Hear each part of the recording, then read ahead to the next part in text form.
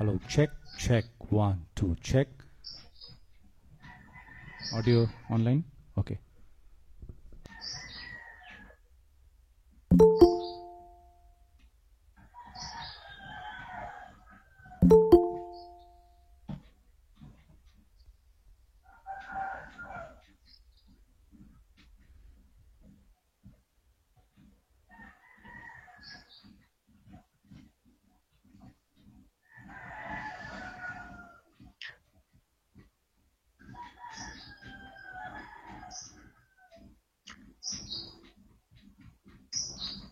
Hello, David. You are unmuted. You are muted. Oh, hello, Professor Youssef. Nice to meet you. Thank you for inviting. So the world is so small. Hong Indeed. Kong, Malaysia, India. Yes, and it's just wonderful. I also hear some chickens, I guess, from India, and we can use From not only the Malaysia. humans, but also the birds and nature we can also hear. How is the Hello. situation? Hello, Professor Farida. Hello. Hello. Assalamualaikum. Yeah. Glad to be on this, to hear all of you speak about a subject I think is fascinating. Thank you.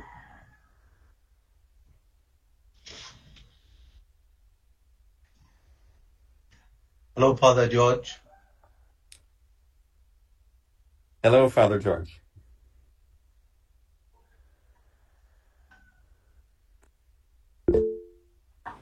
Yes, we are all.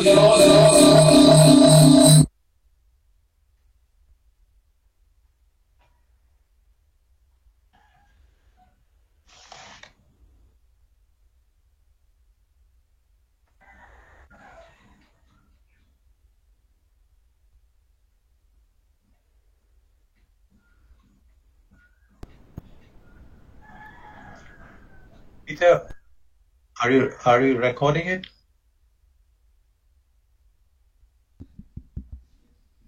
Yes, we are. Yes, we are. Okay.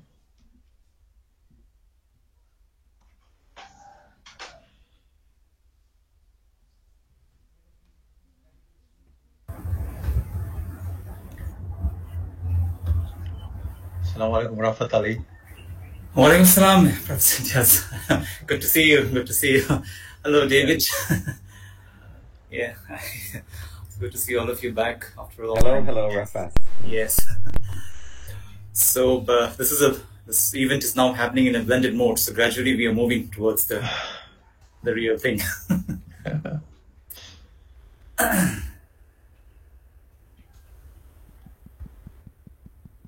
So, Professor Youssef, you're now in Malaysia at this point? Yeah, at present I'm in Malaysia. Yeah, I was in Thailand for 30 years. Oh. Yeah.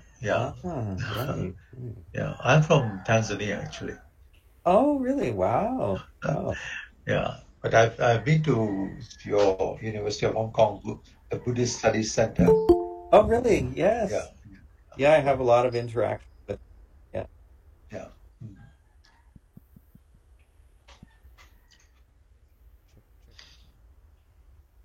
And you are from UK or America? I'm from Canada. From Canada. Canada. Yeah. All right. Okay. You didn't sound American. That's right. North America. No, yeah. Yeah. I studied at Temple University. Oh, okay. Right. Yeah.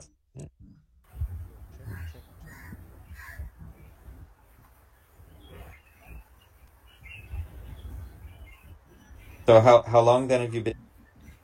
In Malaysia, 2 years now. Oh, 2 years. Right. I love Malaysia. Okay. Malaysian people are so friendly. So yeah, there's so much more relaxed compared to.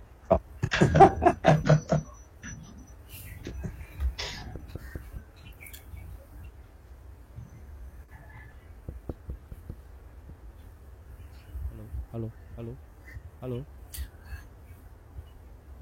David, am I Check, 1. Am I visible on the screen, or is it just the picture? Hello, check. Because I have switched on the camera. How do you see me on the screen? Hello. My picture or the video? I see your picture. I see your picture. I don't see you. Yes, that's what I mean. Check, Like, but the check, camera's check, on. check. I can't 1, understand 2, why check, this check. is not 1, working. 2, check. Okay, I'll just kind of log off again and Check. try. 1, 2, check. Hmm. Check.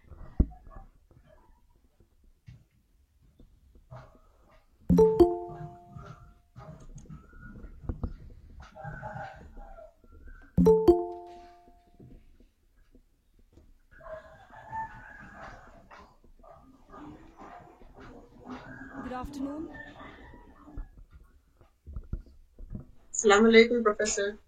Salam, Professor. How are you, Dr. Ifat? Nice to see you. Alhamdulillah. Yeah. Very Good. interesting topic for me. Yeah. Good afternoon, one and all. Reverend Father Professor George Thadatil, Principal and Rector, Salesian College. Professor T.B. Subba, Department of Anthropology, Northeastern Hill University, Shillong. Dr. Imtiaz Yusuf, Associate Professor of the International Institute of Islamic Thought and Civilization, Kuala Lumpur, Malaysia. Dr. Rafat Ali, Associate Professor, Department of English, Jadavpur University. Professor David A. Palmer, Department of Sociology, University of Hong Kong. Respected Vice Principals of different deaneries from Salesian College. Faculty members, students, ladies and gentlemen. A very warm welcome and thank you everyone for joining in the 5th session of this webinar series on religious practices in the Himalayan spaces. I wish this session enlightens us all and provides us with opportunities to explore and learn the different religious practices in the Himalayan regions. With this, may I now invite Reverend Father Professor George Thadatil, Principal and Rector, Salesian College, for leading us into the prayer and for his opening remarks.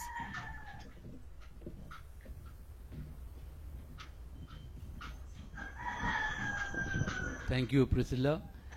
A warm welcome to all our guests present out here, especially to our moderator for the day, Professor T.B. Subba, and our senior professors, Professor Jian Roy and Professor Irshad, Rafat Ali from Jadavpur University, Dr. David Palmer from Hong Kong University, and our guest speaker for the day, Professor Imtiaz Yusuf from Malaysia, Kuala Lumpur. My dear friends, by way of invocation or continuation of this, our 5th in the series of reflections, as we move towards the final event, which has been postponed from May 2020 to possibly in October 2022 in St. Anthony's College, I would like to make my own short reflection. Unfortunately, St. Anthony's College, which is our other partner, along with David Palmer in Hong Kong and Salesian College, Sonada Siliguri, they are not present today as they are having their NAC visit. They are in the thick of it, and therefore they have excused themselves for this webinar series, webinar in the series. I was just reading the latest Consilium, International Journal on Theology, which is on the end of life. And, you know, looking at the theme that we have for today of Buddhism and Islam in the religious practices of the Himalayas that we are in search of, you know, where does one locate the presence of the spirit in the body, in the soul, in the mind, or in the Buddhist tradition of no soul, as against the Islamic tradition of the naf. So there is this spectrum of consciousness that connects us with the hard reality that you and I are facing, those of us in this hall, and each of you virtually online in your own physical space.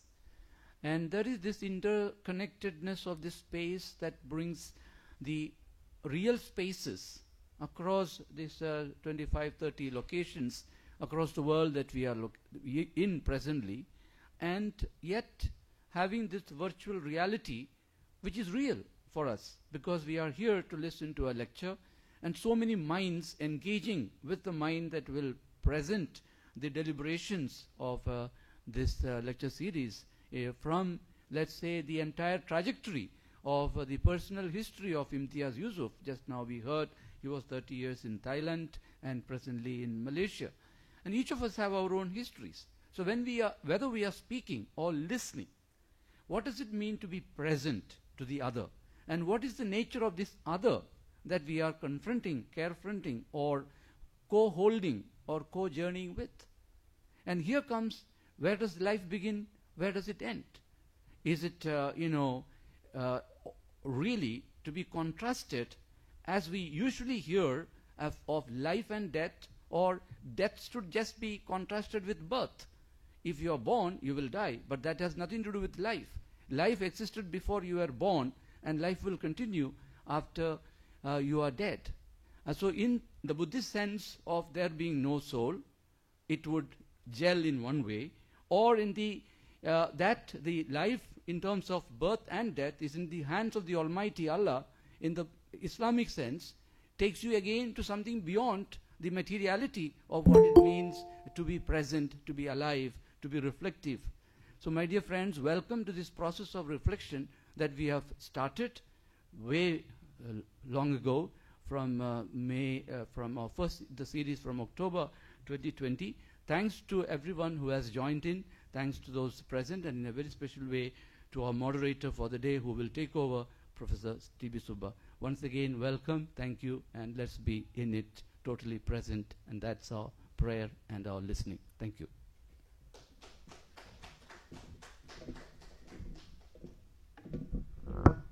Thank you, Father, for the thoughtful words. May I now invite Dr. Rafat Ali, Associate Professor, Department of English, Jadavpur University, to kindly introduce the resource person and moderator for the today's session. Okay. Thank you. I'd like to begin with an apology because there's something wrong with my camera, as a result of which I think you can just see my picture. But I hope I am audible and you can hear me. Right. So I am honored with the task of introducing this moderator, Professor Tunka Bahadur Subba, as well as the speaker for the day, Dr. Imtiaz Yusuf. So without ado, let me quickly go through the introduction.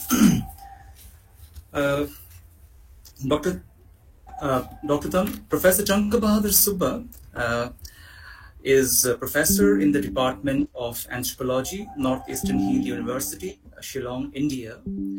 He served as Vice Chancellor of Sikkim University during 2012-2017. He has received prestigious awards like the Homi Bhabha Fellowship, Dr. Panchanan Mitra Lectureship, Asiatic Society, Kolkata, DAAD Guest Professorship at the Free University of Berlin, and Baden-Württemberg Fellowship at South Asian Institute of Heidelberg University. He was a member of the academic councils of Indira Gandhi National Tribal University and Jawaharlal Nehru University, and served as a member of the advisory boards of the National Museum of Mankind, Anthropological Survey of India, and the INTACH. He has authored and edited 17 books and published over 80 articles on various issues related to the Eastern Himalayas. His latest book as a section editor is Brill's Encyclopedia of the Religions of the Indigenous Peoples of South Asia. So I welcome Professor Tunka Bahadur Subba to this event, moderate this event.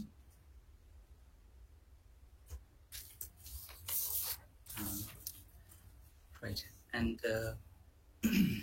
should I read the introduction to Dr. Imtiaz now, or would we have a few words from Professor Subba first?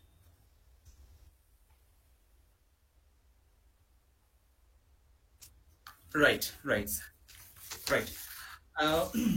Also, I remember regarding Professor Subba, I remember Father George's words in the opening session that he is the secular voice, which is the most foremost need of the truly religious program like this. So we would very happy to have him with us.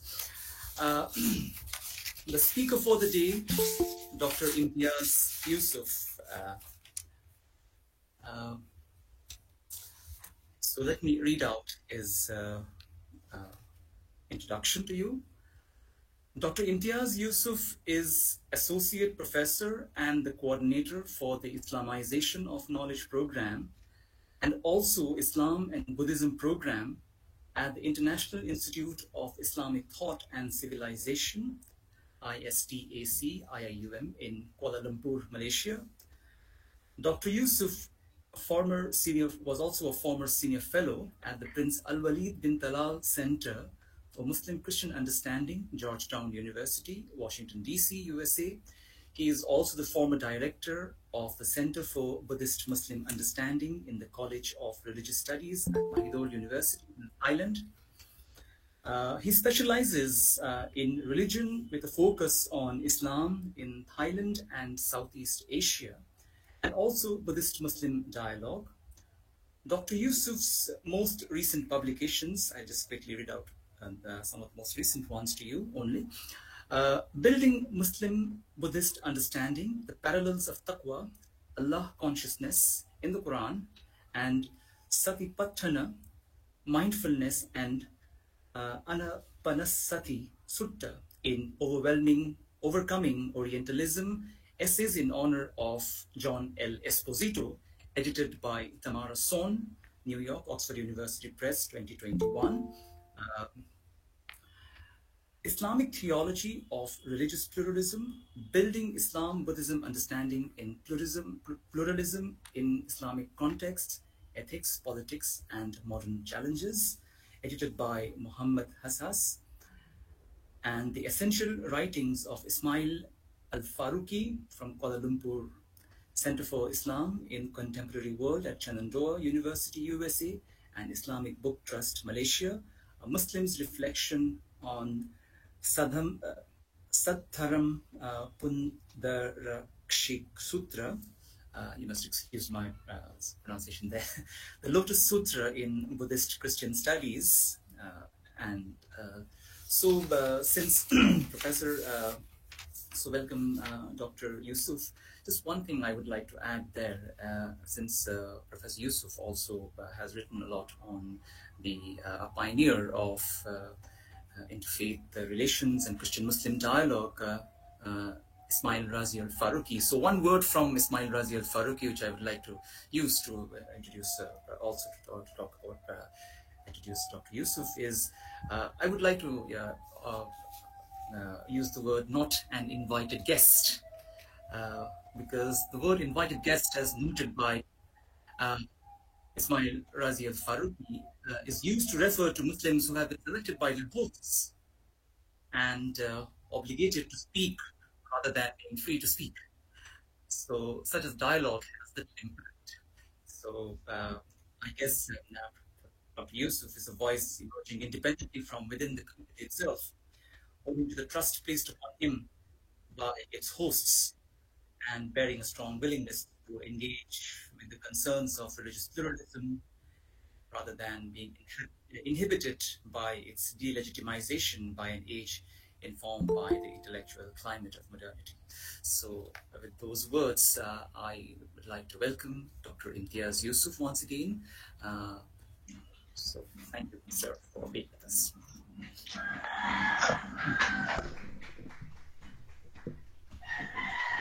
Thank you, Dr. Rafat Ali, for the introduction.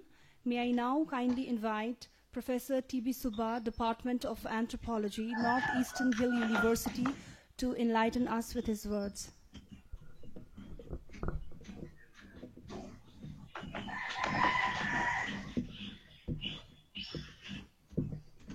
Thank you.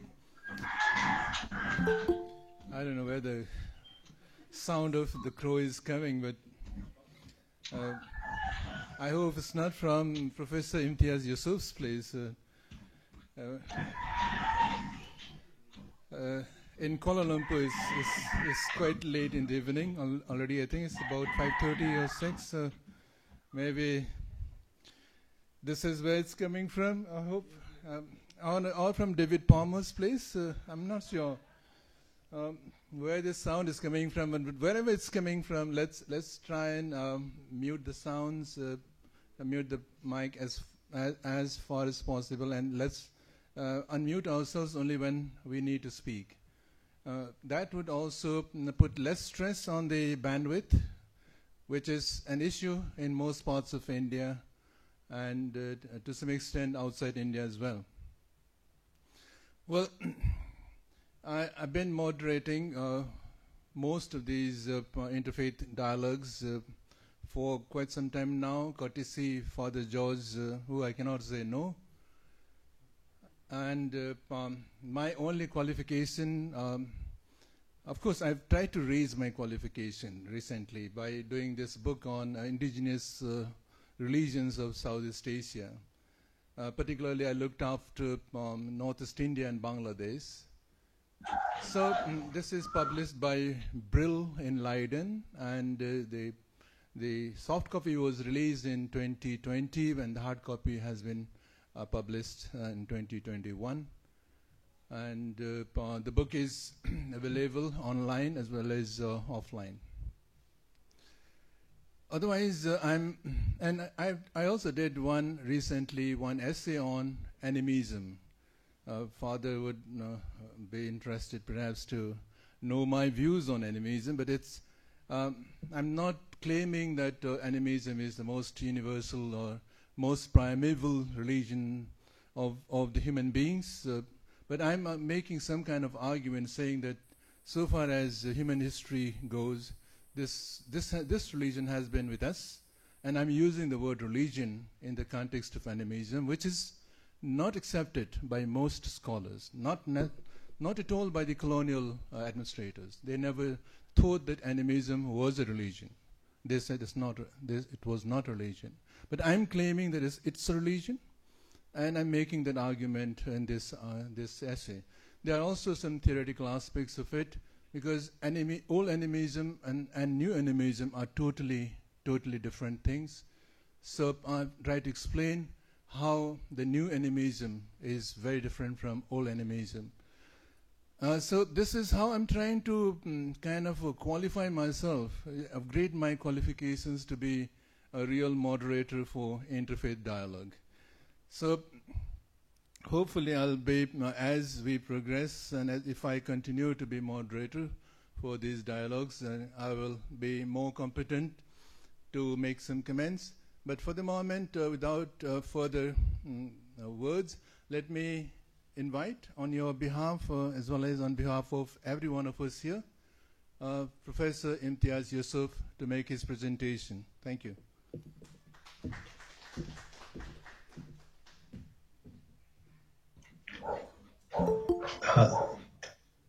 Thank you very much, and good afternoon to everybody in India. Good evening here in Malaysia. Let me say a few words about myself.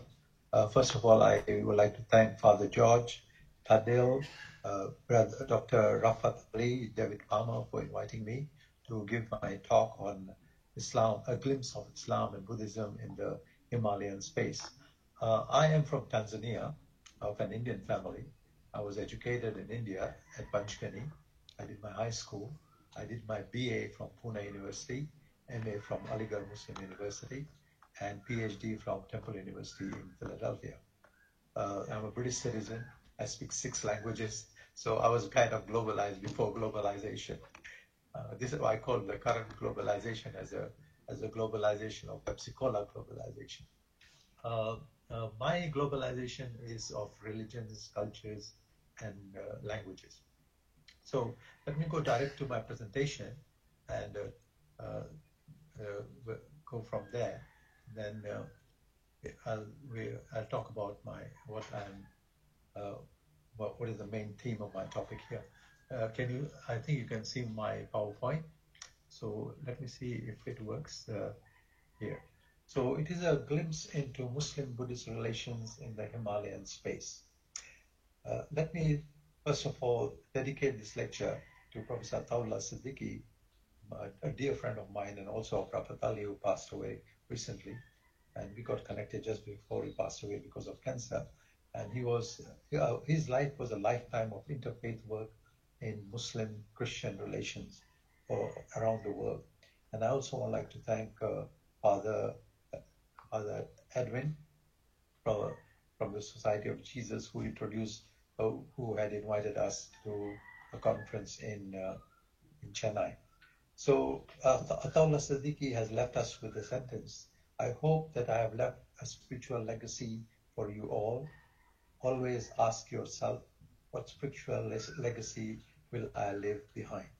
So I dedicate this lecture, my presentation to him. So my presentation is about Muslim-Buddhist relations from a Muslim perspective, and I take a phenomenological approach. I don't enter into polemics because I don't like disputes, as my Professor Ayub used to tell us after Professor Faruqi. And my approach to religions, interreligious relations, interfaith dialogue is what I have been defined as a parallelist.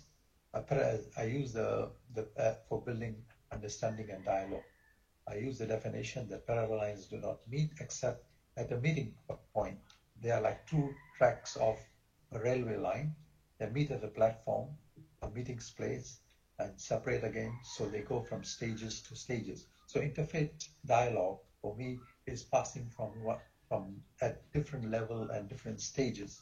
And I reject the myth of religious superiority or ideological superiority as philosophically and religiously untenable positions.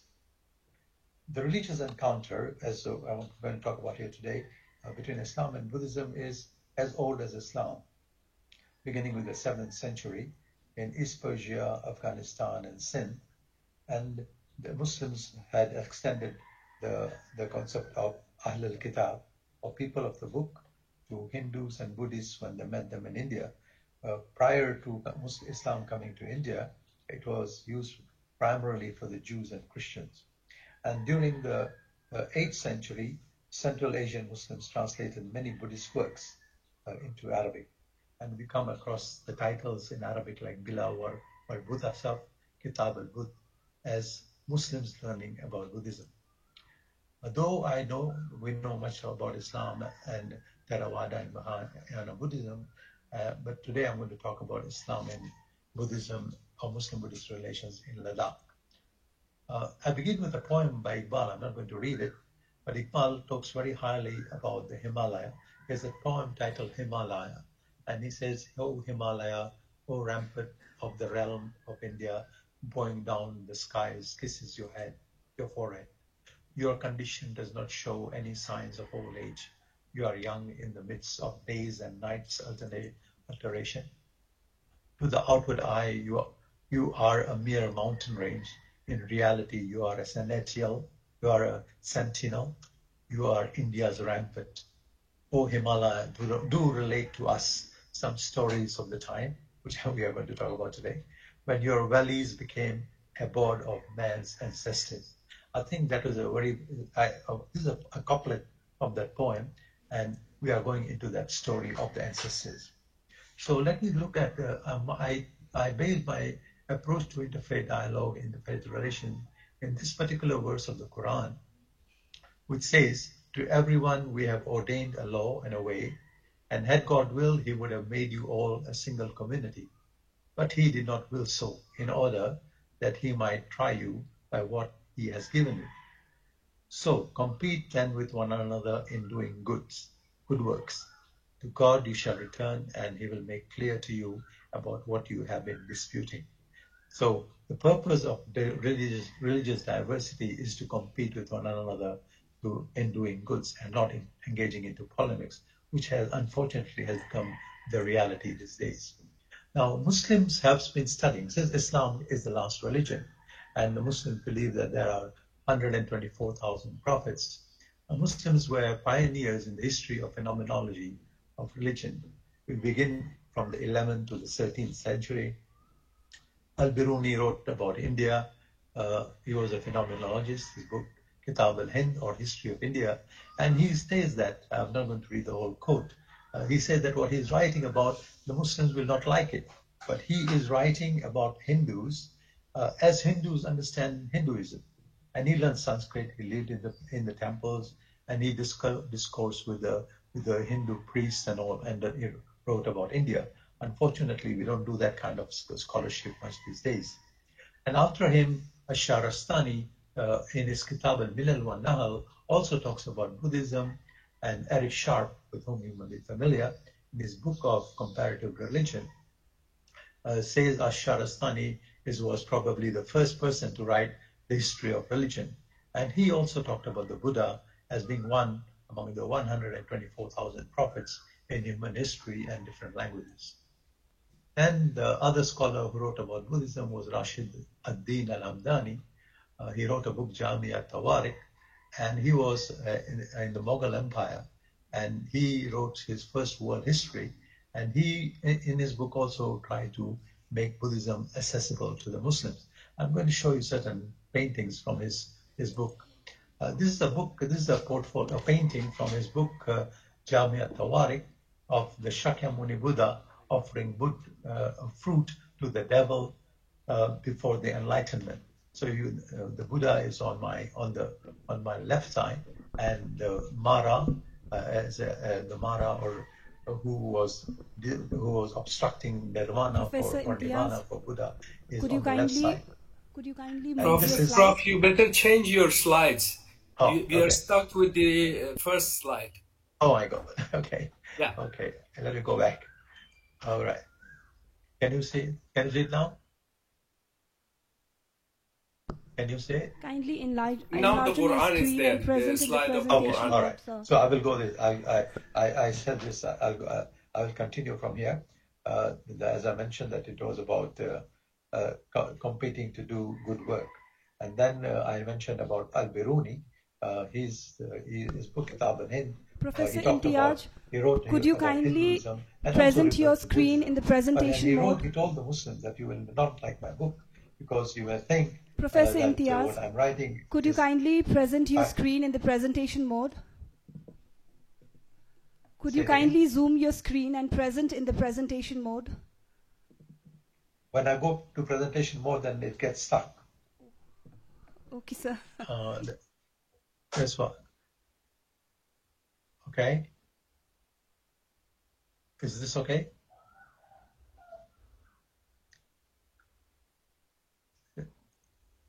Okay. You need to click on slideshow. Yeah, I already clicked on slideshow. Can you see the slide? Yes, slideshow, and then start from current slide. That way our screen will become larger so that everyone can see it clearly. Okay. Can you see it now? It's not on slideshow yet. Slideshow is when the... Yeah, I know. Because there's a lagging behind. Yes, that one. Okay, when I go this way, you can see that. But when I go to slideshow, it becomes slower. There's a lag. I see. Okay. So that's why I'm not using the slideshow. Right. Is it okay? I guess so. Yes. Please go ahead. Okay. This is the problem of technology. Can you see this clearly? Yes. Okay. So as I mentioned, Ash-Sharastani was the person who wrote the book Al-Kitab al-Milal wa Nahal, and he talked about the Buddha also. And then came Rashid ad-Din al-Hamdani. Is this slide visible to you? Is this visible?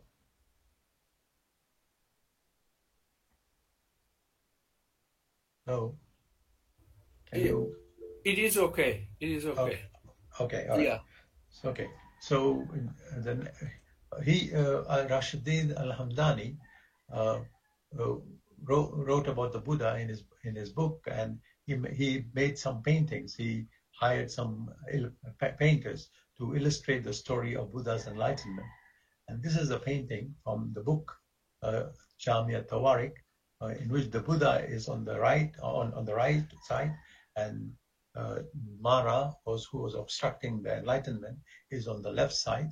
And the Buddha is not, this Buddha is, the impression of Buddha is very Middle Eastern kind of a person.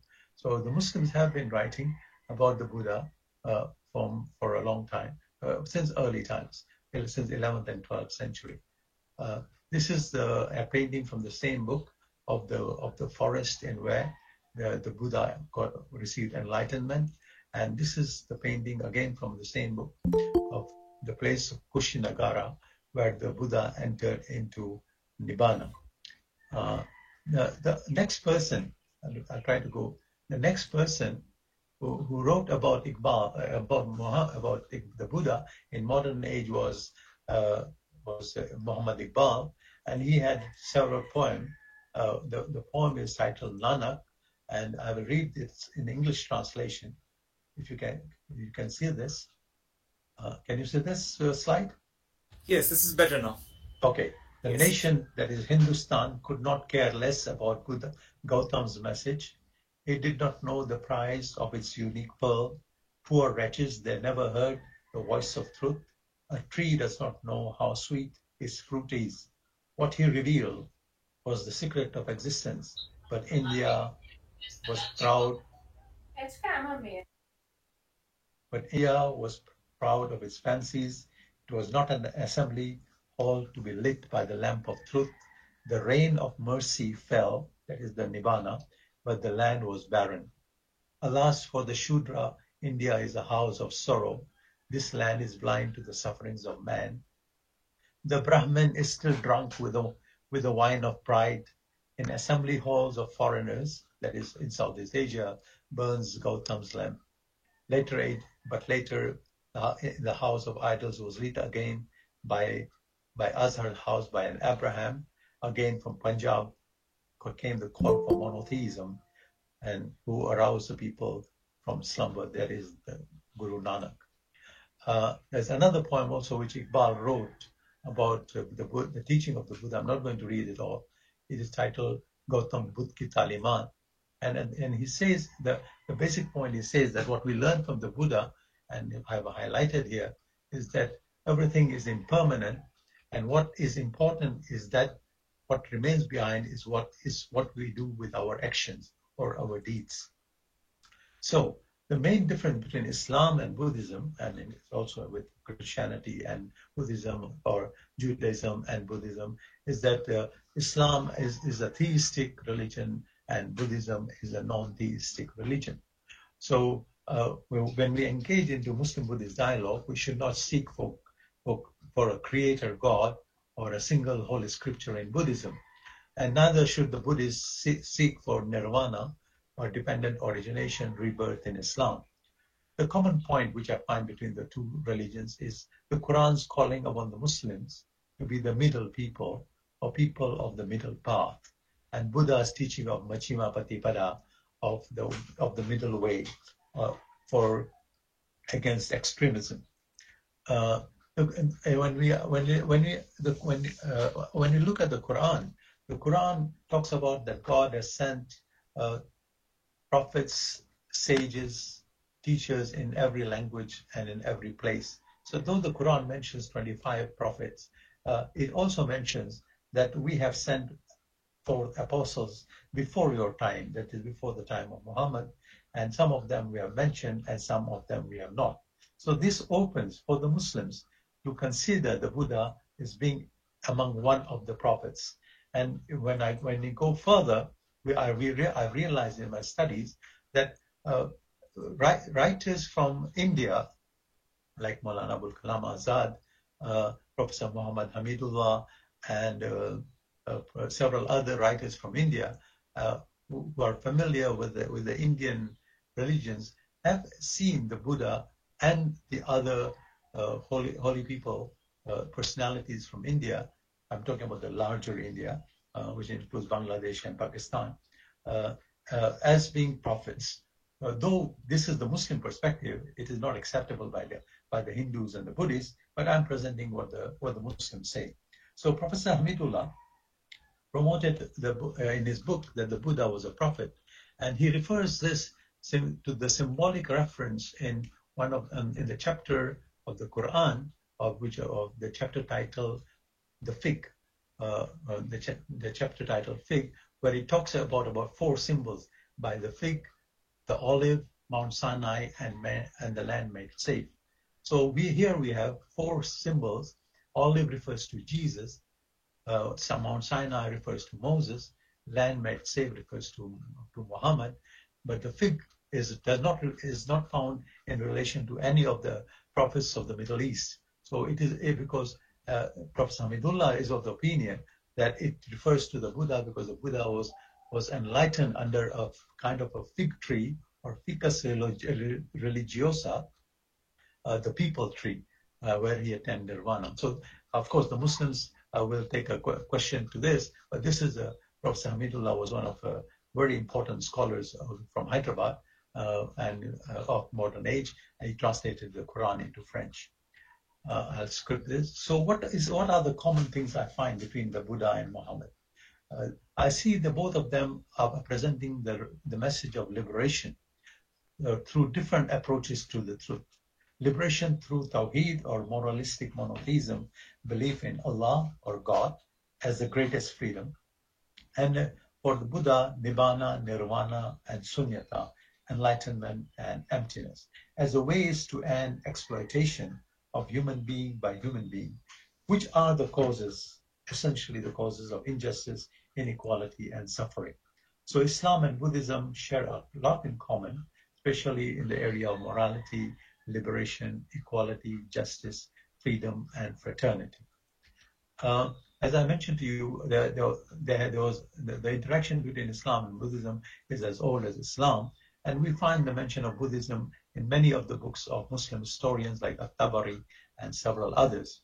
Let me go. While the first Christian or a Western scholar to write about Buddhism, the book was written in 1844 by the French scholar Eugene Bernard.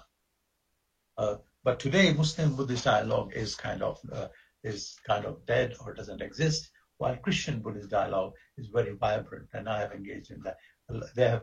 Christians have invited me to be partner in their dialogue with the Buddhists, and I'm thankful for them. And I publish several articles in the Buddhist Christian Studies Journal. Okay, let's come to the Himalaya. This is what the Himalaya is all about. This is a map. We see I'm talking about Ladakh, and this is a part which is disputed between China, India, and Pakistan. So in Ladakh, it's the oldest historic Buddhist religious site, and Buddhism spread from there into Western Ladakh, from Kashmir into Western Ladakh, and Buddhism is dominated by the Leh district, which is Buddhist, and in the Kargil district, Muslims are in majority. And the first missionary to talk about the presence of Muslims was a Moravian missionary by name of A.H. Frank, but he had a negative view of Islam, and he writes that first Muhammadan assaults. He views that Islam came as an invasion into Ladakh in the beginning in the 14th century, but this view is disputed, as I'll show in my next slide, because in the 16th century both Ladakh and Baltistan were part of centralized and powerful center. Baltistan at that time was under the influence of the Muslim Mughals, who were in control of Kashmir, and Ladakh had ties with Tibet. And after 17th century, Buddhist Ladakh went into slow decline, and the Mughal and the Tibetan powers competed for political influence in Ladakh and Baltistan. Let me go and then go to the last point here, that later on, when the Mughal Empire fell in 1753, Ladakh and Baltistan were conquered by the Hindu Dogras, who came to power in 1840s, and they harassed both the Muslims and Buddhists. So there was Islamic resurgence later on in Western Ladakh in the 20th century. And so in the last 400 to 500 years, some Buddhists became Muslims, and until the Chinese takeover of Tibet in 1949. So when the Dalai Lama, His Holiness the Dalai Lama the 14th, fled to India, several Muslims also fled along with him to Kashmir and to Kalimpong and Darjeeling in India. I mentioned this already, but the Muslims in Ladakh are Shia, and Sunnis are a minority. And the Shia in Ladakh, in Leh, they belong to a Shia Sufi order called Nurbakhshi, and it comes from Iran. It is named after Sayyid Muhammad Nurbakhsh from Iran, or part of Tajikistan, and he was proclaimed as the Mahdi. So the most of the followers of Islam in Ladakh are Shia, and they are Nurbakhshi as well as Ithna Ashari, while there are also Sunnis. So Tibet was considered as a Buddhist country, and Kashmir saw Ladakh as the frontier beyond which there was Buddhism. In the 10th century, I'm going a little bit back, the Buddhist king of Ladakh gave support to the Muslims by when they had fled to his kingdom, and treated them equally, and he also gave political refuge to them, and the Muslims remained politically loyal to the king of Ladakh. Now the Shias of Ladakh are of Balti stock, and as I mentioned earlier, this is something very interesting, which shocks the people. It may be shocking to some of them, of the listeners here, that there were intermarriages of Muslim women with Buddhist kings, and Muslim kings with Buddhist women. So there were Muslim queens of Baltistan and Ladakh. For example, the Ladakhi Buddhist ruler, Namgyal, was married to Gayal Khatun, who was a Shia. She was the daughter of a Shia prince, and she remained a Muslim till her death, but she is regarded by the Buddhists as the incarnation of the White Tara. On the other hand, Ladakhi Raja Namgyal married a Muslim princess, Zizi Khatun, and who played a major role in the kingdom. Likewise, the Hurju king, the Shia ruler, married a Ladakhi Buddhist princess. So intermarriage was not something new or strange between Buddhists and Muslims. And this is a very good article by Georgios Halkias on the Muslim queens of Himalayas, prince exchanges in Baltistan. Let me go back. So here there's a list of the 1, 2, 3, 4, 5, 6, 7, 8 Muslim queens of the Buddhist court of Ladakh. This is kind of very interesting. And today, if we talk about intermarriages between religions, it becomes very much polemical and several disputes, and we are all familiar with. So intermarriage between Sunnis, Baltis, and Buddhists in Ladakh was common until recently. The Sunnis are the minority in Leh, while Kashmir, and they are of mixed Kashmiri Ladakhi background. And Kashmiri Muslim traders were welcomed by the Ladakh Buddhist Rajas, who saw them as playing an important role in the economy. Now, Muslims have always traveled as traders, and as traders, they brought along with them the religion as well as mysticism. And they were allowed to settle in the city of Ladakh, in the cities of Ladakh, and they also married local Buddhist women. As I said earlier, Shah Jahan, during the period of Shah Jahan, Kashmiri Muslims were interpreters for the Buddhist kings of Ladakh with the court of Shah Jahan. But from 1834 to 1947, the Hindu Dogra Maharajas ruled Ladakh, and it was annexed to Kashmir in 1842, and it was ruled by the Dogras. Now, when India became independent, Jammu, Kashmir, and Ladakh became part of India. But only recently, in 1921, as you all people who are in India are familiar with the Act of 2021 of the Jammu Kashmiri Organization Act, which separated Kashmir, Jammu, and Ladakh into union territories. So it is a disputed area, and there are problems over there.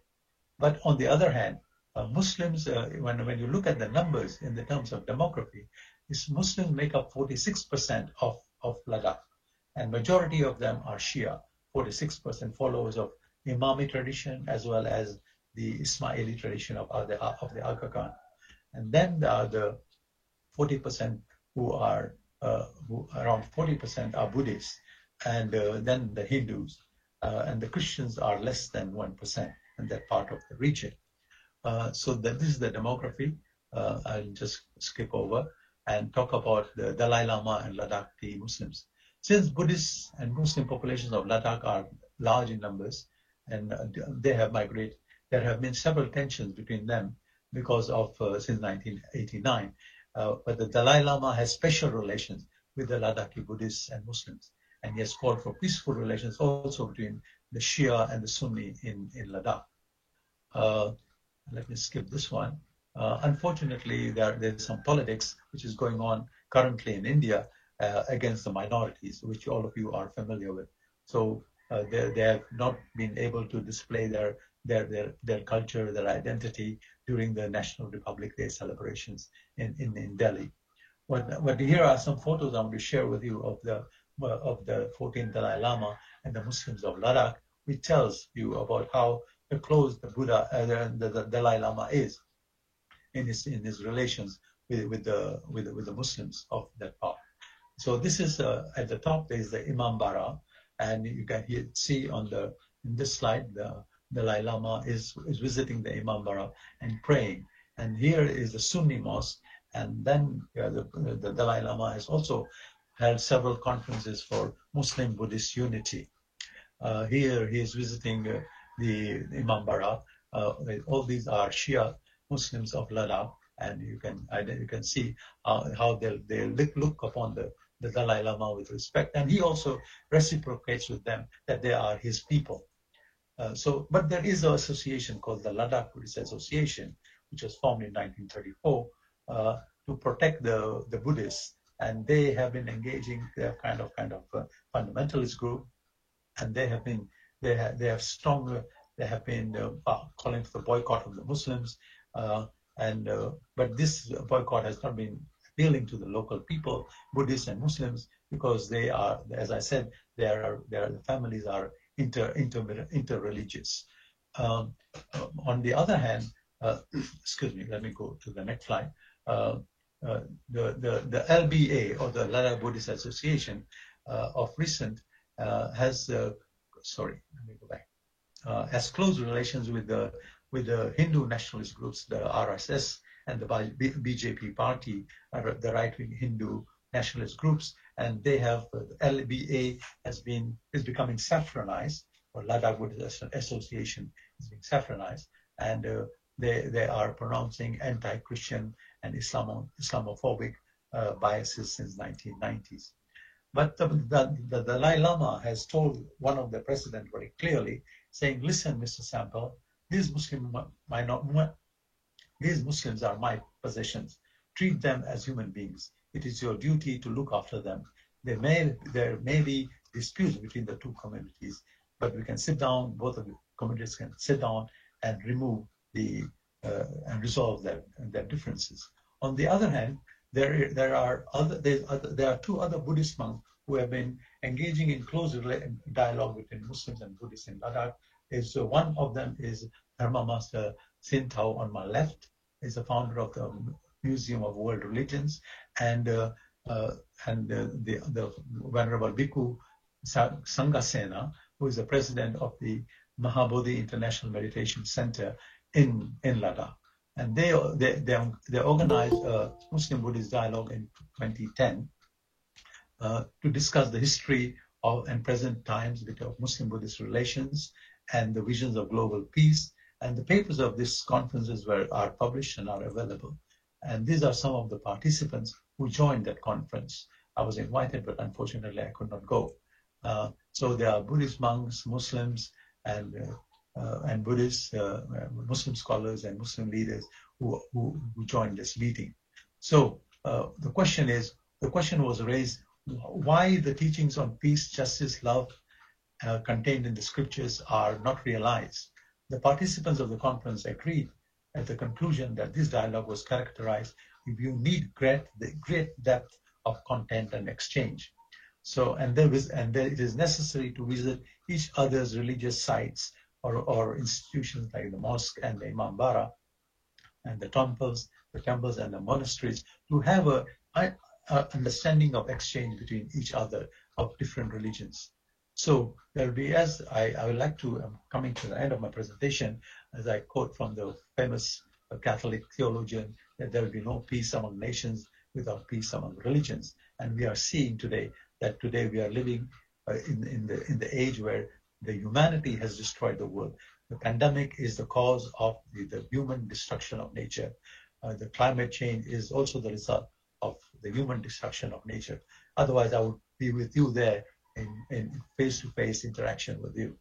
So let me conclude here by saying that we are living in the era of biases and prejudices and of religious nationalisms. So we can do better in building peace. We live in the age of avidya or avijja or jahiliya, which basically means ignorance or hardness of the heart, as mentioned in the Gospel of Mark. And no religious or ideological community is free from the stain of violence. Religious truth is not exclusive property of any religion. It is available to all.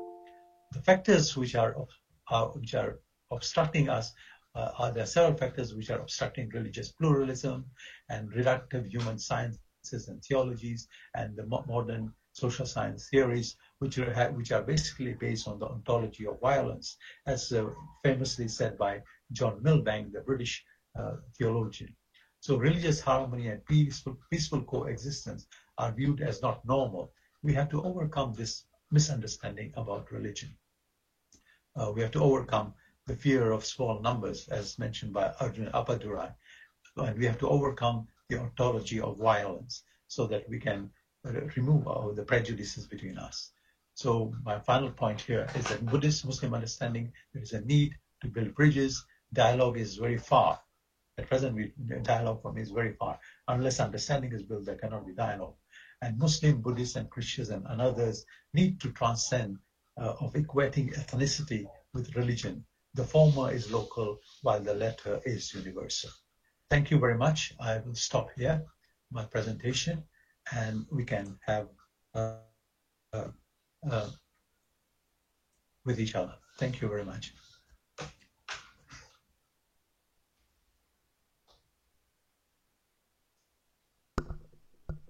Thank you, Professor Yusuf, for this wonderful presentation on Muslim-Buddhist dialogue and relationship. I learned a lot personally. I really didn't know that Buddhism was already embraced in Islam by accepting Buddha as one of the prophets of Islam. There's also an interesting case of the Himalayas where, as you rightly said, the Muslims went to Tibet as traders, which is correct. And when they came back in 1959 with the Dalai Lama, their religion was intact. They were Muslims still, but they were no longer Kashmiri Muslims. They were called Tibetan Muslims. And which is very interesting. Their ethnicity changed, but the religion remained same. And there's a book coming up in the next maybe couple of months called The Tibetan Muslims, written by a French professor called Fabien Lee Huru from University of Lausanne in southern France.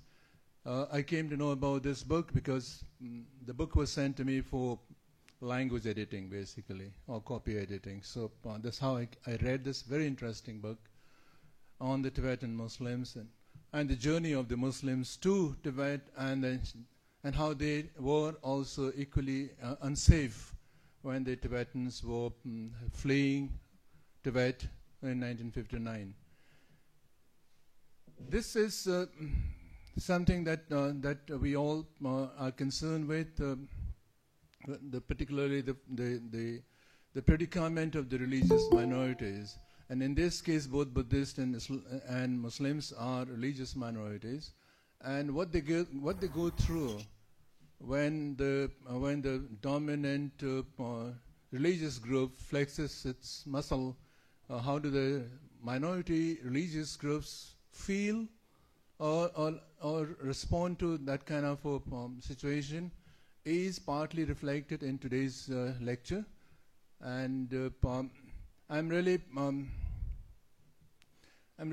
glad to also notice in this lecture that the peace, there is an emphasis on peace, and the peace can be, we can have peace between religions only if we have mutual understanding, only if we understand each other's religions, which we don't. In most cases, we are brought up under certain religious backgrounds, and we are often not really exposed to other religious institutions and other religious practices.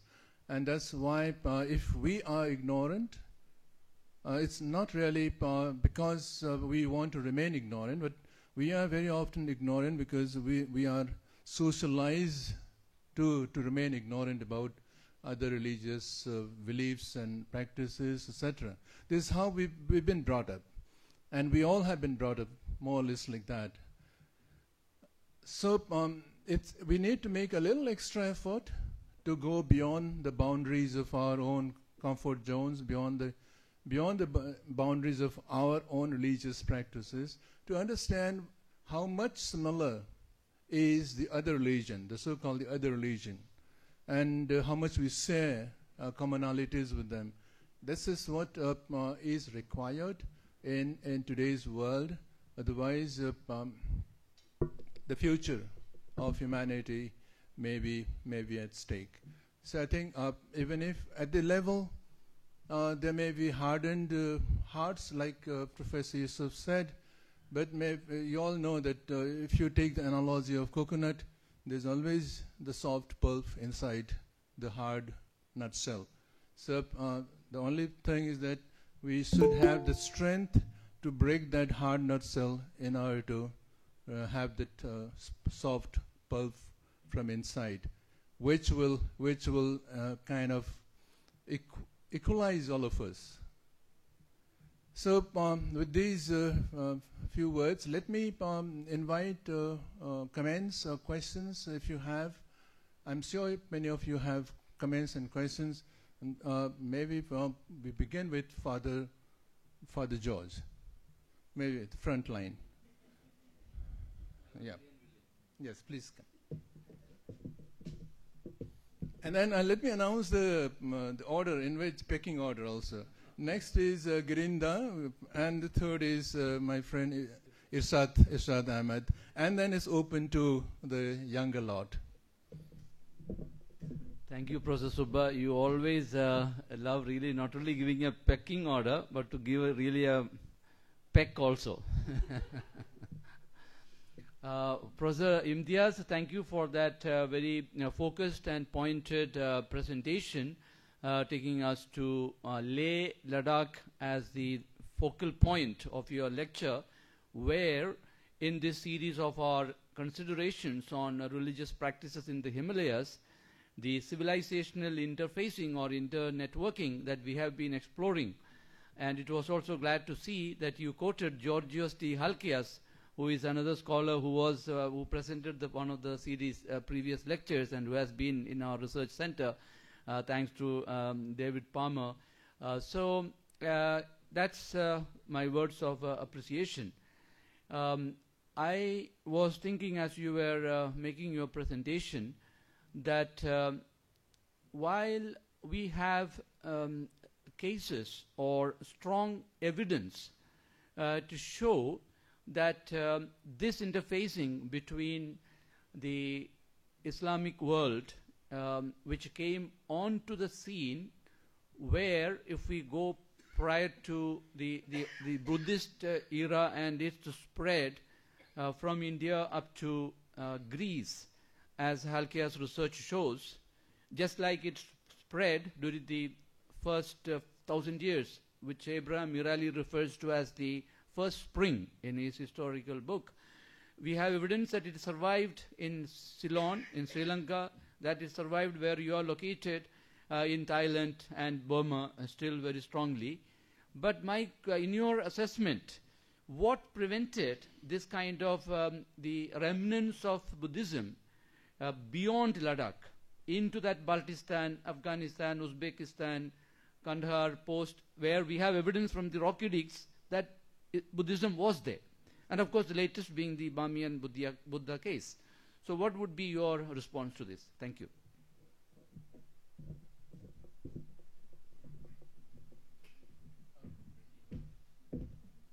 Yeah, Professor Yusuf, would you like to reply to Father George? Yeah, if I understand the question, it is that what prevented Buddhism from going into Central Asia? Am I correct? Yes. When I hearing your question, was that your question? What prevented Buddhism from continuing to survive in Central Asia, Oh, unlike continuing it to survived survive. in Okay. southern Okay. India, All in right. Sri Lanka, or in Okay. Eastern East Asia? I got it. Okay. Yeah. You know, what prevented Buddhism from continuing to survive are two factors. One is the infighting among the Buddhists.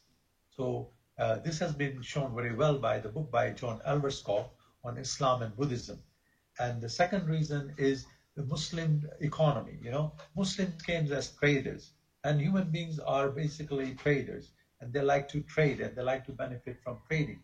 So Islam offered them an avenue for trade, for economic betterment, for economic upliftment, and that attracted them very much. And the third thing, that Buddhism died in India, in my view, and also everywhere in Central Asia, is because Buddhism is a very philosophical religion compared to Judaism, Christianity, and Islam. Philosophy of Nagarjuna, of Buddha Ghosha are so deep that it really it goes beyond the simple understanding of religion available to the folk, to the masses. And it is only when Hinduism and Hinduism's Bhakti movement, representation as Bhakti movement, and Christianity and Islam's appearance as simple religions, that led to the conversion to Islam. So I'm saying there are three factors. One is the infighting. Second is the deep philosophical nature, character of Buddhism it does not appeal to the masses.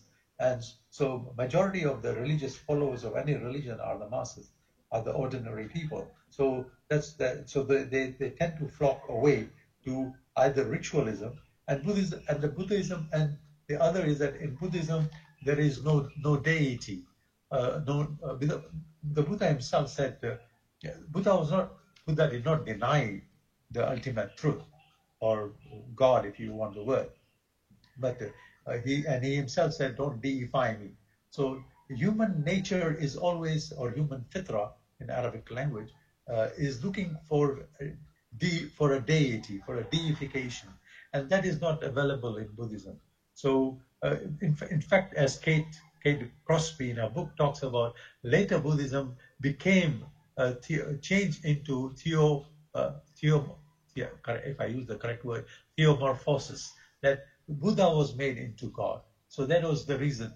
While Buddha himself said that he is not a God, and before he was passing away, they asked him, who will lead us after you die? And he said, the dharma and the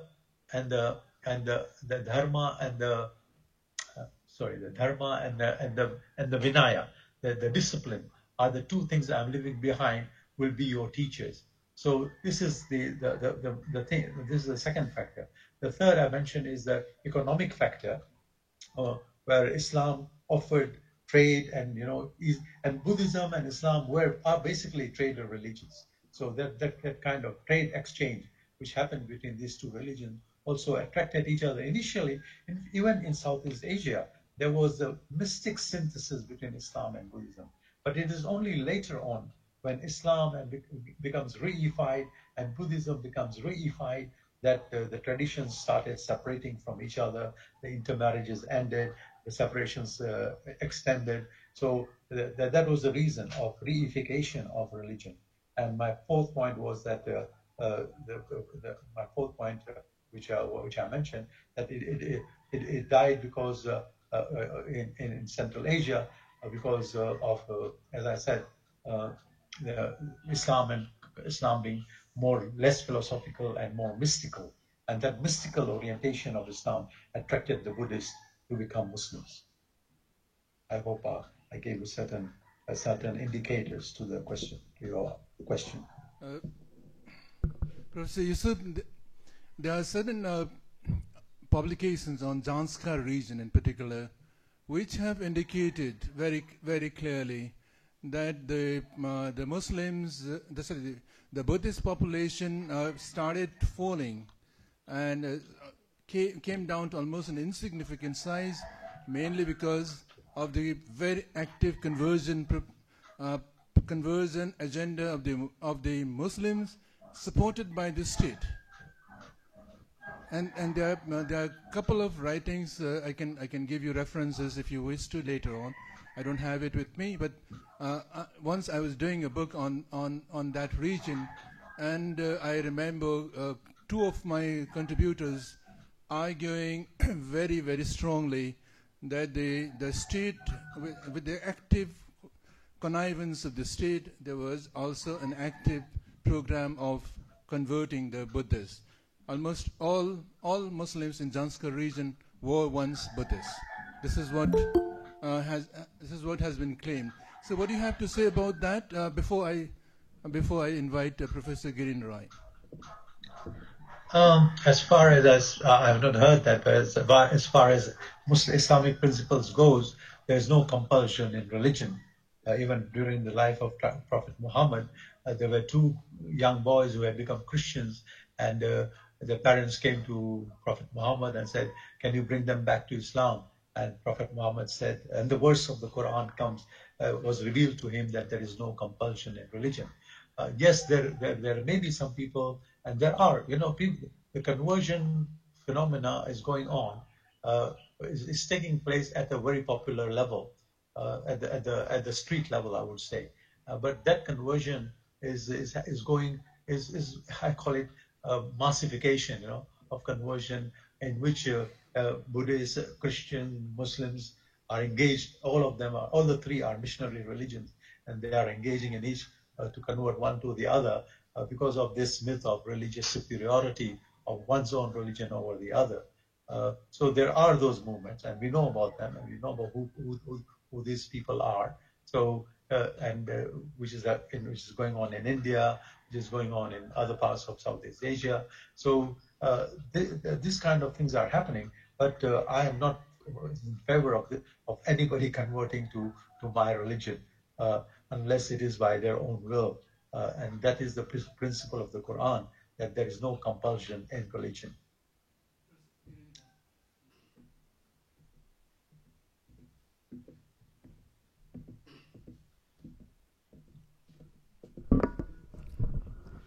Actually, it was enlightening for me to know so much of interface between Buddhism and Islam. Actually, I can't hear you. Can you speak loudly, please? As far as our knowledge is concerned, I know, of course, that Buddhism has come into existence because of its reaction against Hinduism at a particular point of time. And the most important thing,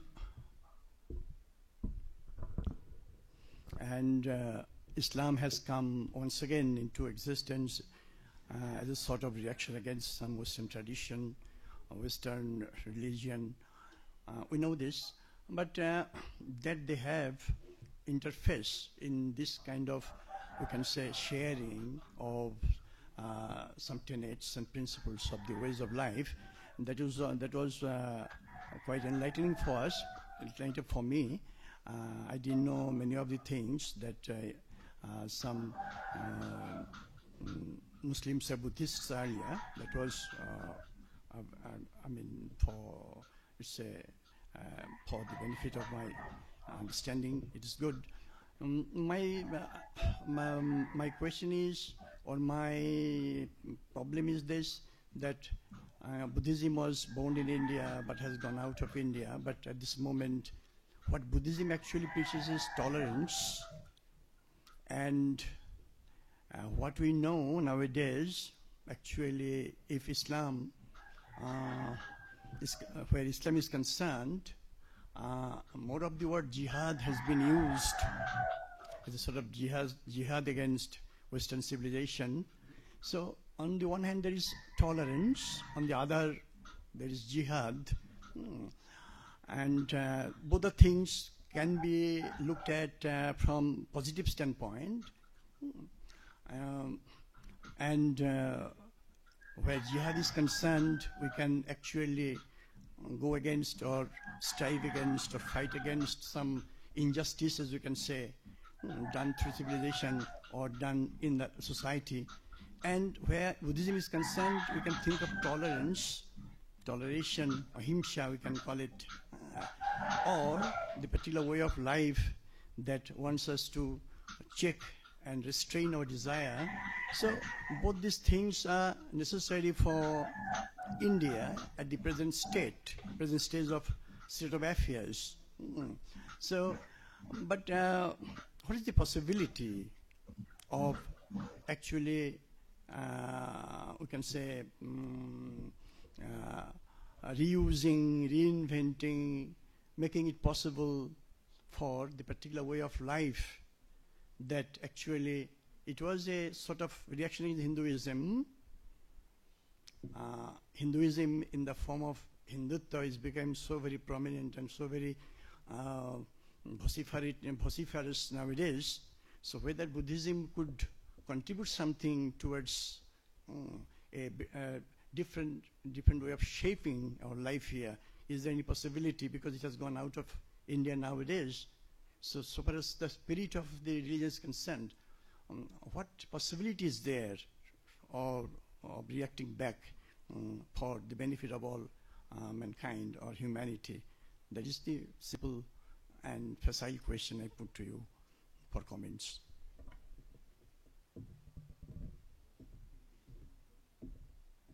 Yeah, thank you for your question. As far as I could hear you, because it's not very clear.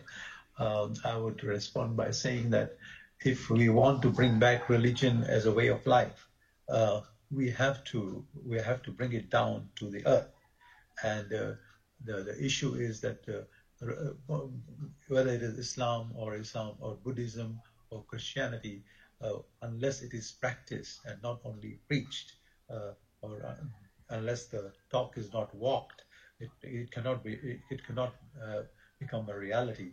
On the other hand, we also have to remove our prejudices and biases, which are preached by the religious leaders, by the religious preachers, by the religious leaders in every religion. The sermons, whether in the temple or in the mosque or in the church, against other religions have to be stopped. And religious leaders have a better following than the academicians. So we have to stop that spreading of biases and prejudices right from the childhood, and also in the schools.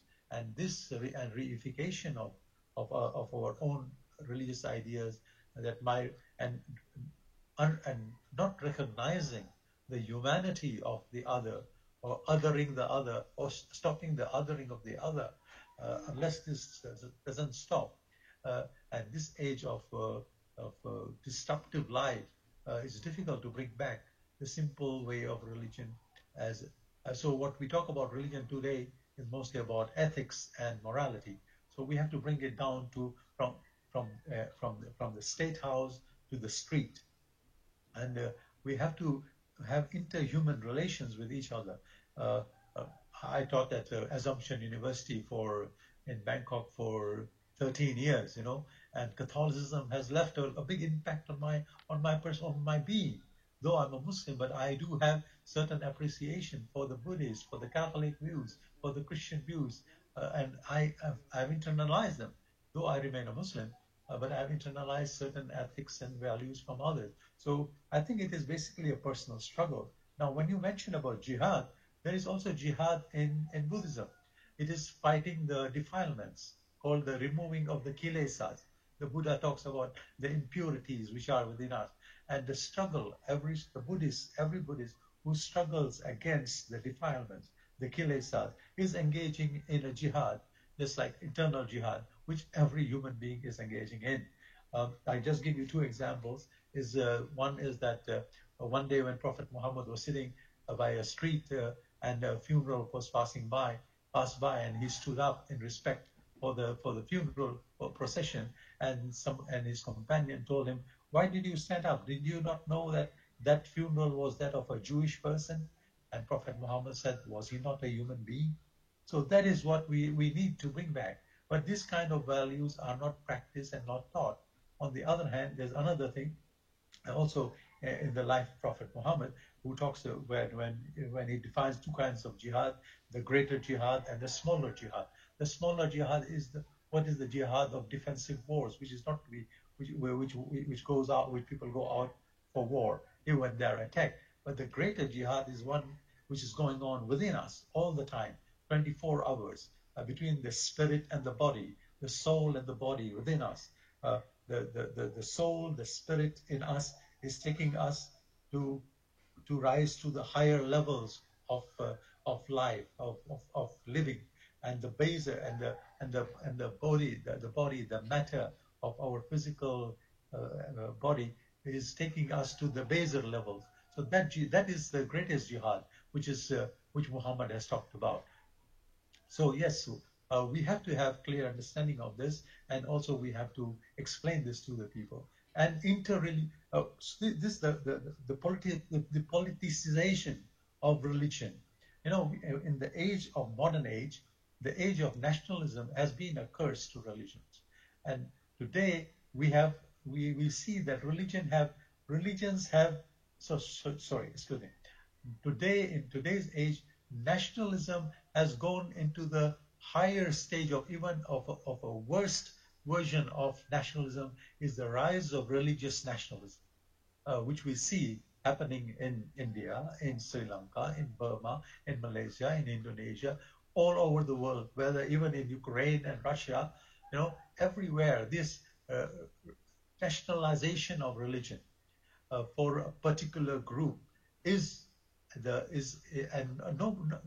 none of the religious leaders are speaking against this kind of exploitation of destroying religion through nationalism. And when we ethnicize religion with our race, with our color, with our ethnicity, and that is the worst form. And I say this to my students when I was teaching at Assumption University or in Buddhist University in Thailand, and even to the Muslim students here, and I ask the same question to you. Suppose if Muhammad, Buddha, and Jesus came to meet us right here in this meeting, either through face-to-face or through virtual reality, or through virtually, what would they be talking about? I'm surely they're not going to talk about who was right and who was wrong, or whose religion is right and whose religion is wrong. Rather, they would be talk about the crisis in which we are living, which we are facing, and which has alienated.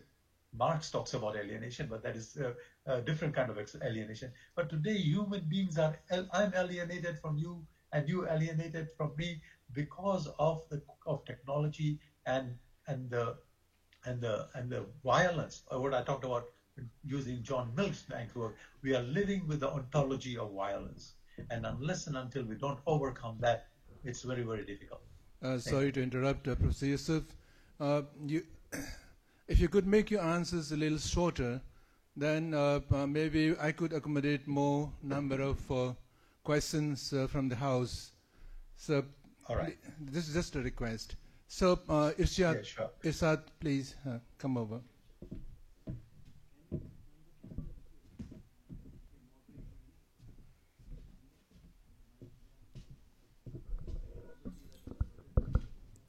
Hello.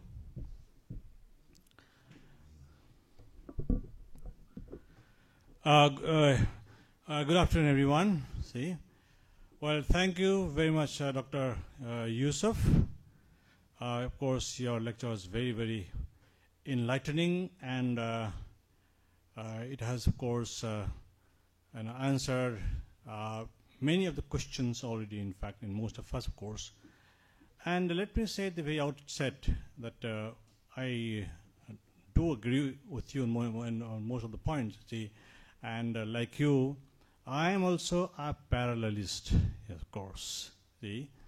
And I don't believe in the hierarchy of religion, hierarchizing religion and all that. And of course, as Father George has mentioned, it has been there. We have been part of this dialogue movement, in fact, Interfaith Dialogue Commission is we are part of, and we have been trying to explore, we've been trying to promote this kind of interreligious understanding, of course.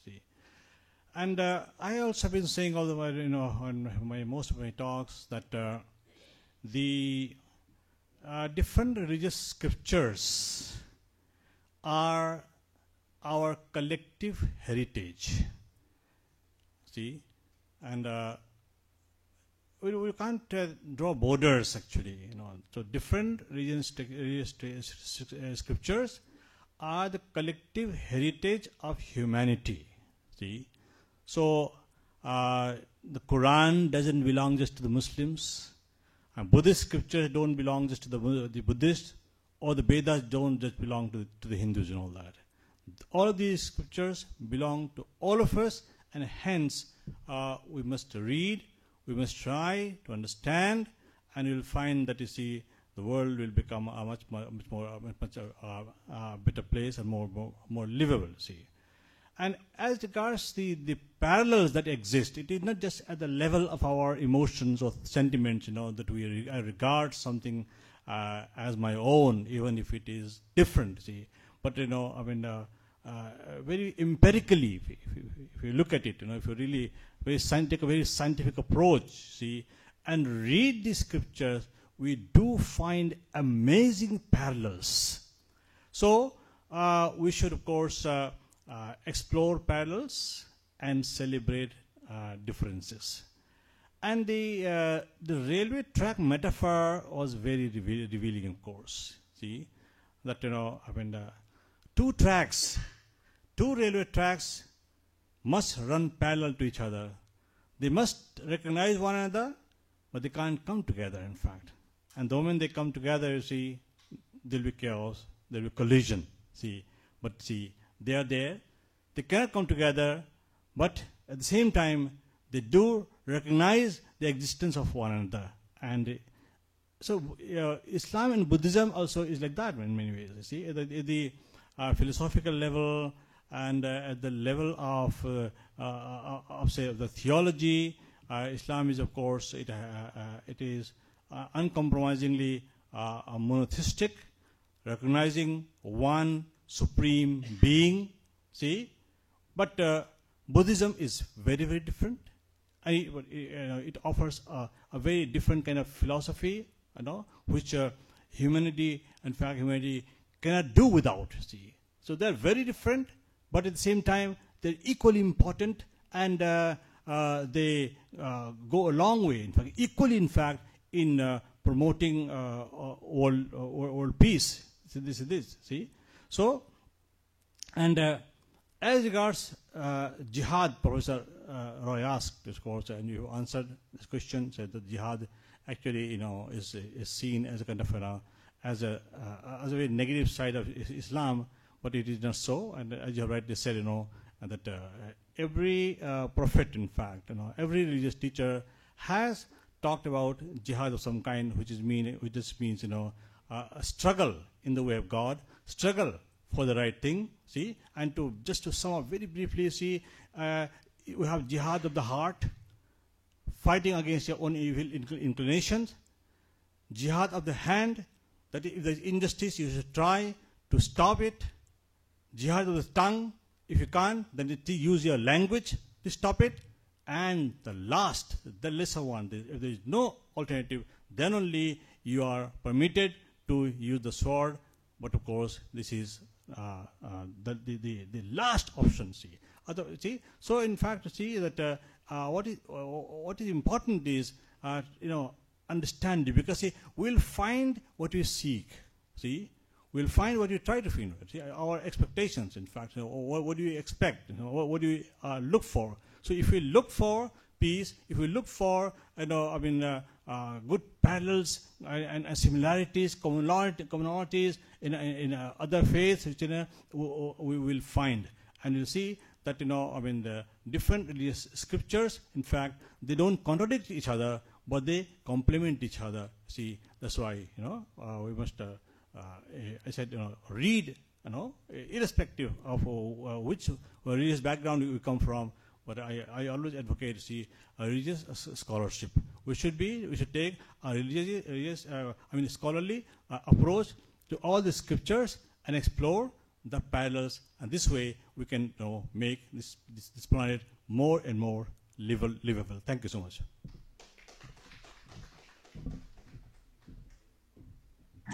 Thank you very much. Very well said. You see, I agree with you that we should begin with understanding each other.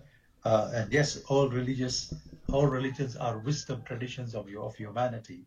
And all the scriptures, all the texts are important. I say myself that I believe in God, but I learned wisdom from the Buddha. So this is what you mentioned too. And on the other hand, for me, the Buddha was the greatest believer in the freedom of religion. He did not say that you have to pray 5 times a day, you have to go to the church on Sunday. He said you do it at your will. So in this sense, the Buddha was the greatest liberator. But while as a Muslim, we have to pray 5 times, we have to fast and all that. So which sometimes becomes very, very restrictive. So we have to find a balance between this kind of thing. So learning from each other and understanding each other becoming interbeing with each other is very important. Thank you.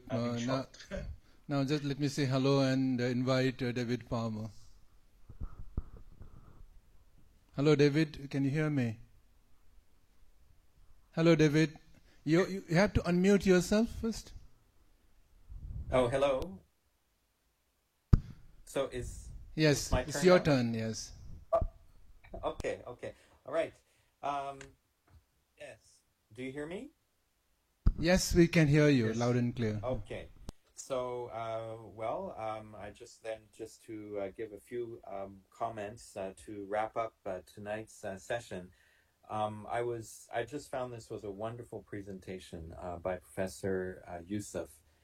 I really learned several things this evening, and one was to discover how Muslim-Buddhist dialogue has such a long history, that it has taken place ever since the very first centuries of the Muslim era, and that there have been many very extremely thoughtful and deep reflections from Muslim thinkers about Buddhism.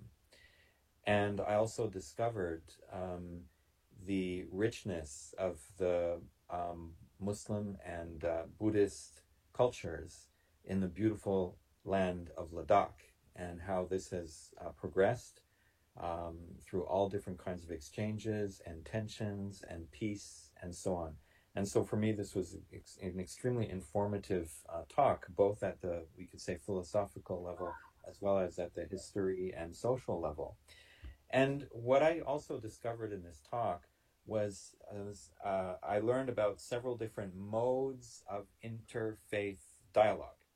And there were 4 specifically that I could identify in Professor Yusuf's talk, and there were 2 others that I might add and that we won't really have time to discuss about. But I just wanted to kind of share then these different forms of interreligious dialogue that for me emerged out of the talk. And so one point that I really liked in Professor Yusuf's presentation was that when you engage in the interfaith dialogue, in a sense, you're not trying to look for a mirror image of yourself, So Muslims should not look for Allah in Buddhism, and Buddhists should not look for nirvana in Islam. So we find, so we're not looking for a mirror image of ourselves. And I thought that was very beautiful and very profound. And then the second point was, which was really interesting, in the discussion of how Buddha is actually recognized as a prophet of Islam. And so it's actually very interesting to really think about the implications of this at a serious level. And what does it mean? Now, that means that we actually accept in our own religion the prophet, the founding figure of another religion. And this is a really interesting challenge, particularly when we're engaging in Buddhist interfaith dialogue, because Buddhism is a religion that presents itself as non-theist.